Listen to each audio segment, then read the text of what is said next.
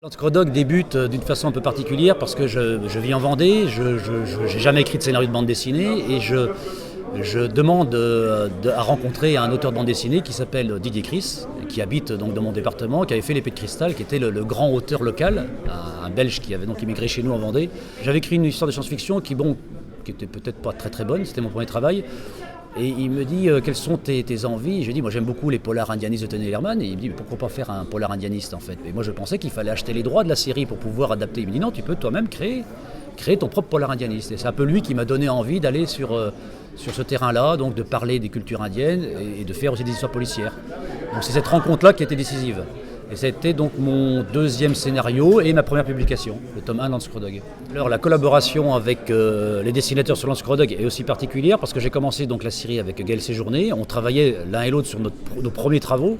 On a fait 5 tomes ensemble et l'éditeur de l'époque, qui était donc l'Édition Soleil, a décidé d'arrêter la série. On était dans les années 2003-2004. Donc la série est restée donc, non terminée, même si ce sont des albums indépendants, donc j'avais pu quand même arrêter le travail sans léser le lecteur.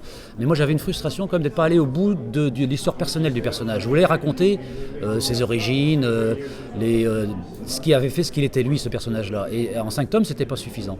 Donc j'avais gardé dans un coin de ma tête l'envie, l'espoir de continuer cette série-là. Et donc il s'est passé pratiquement une dizaine d'années.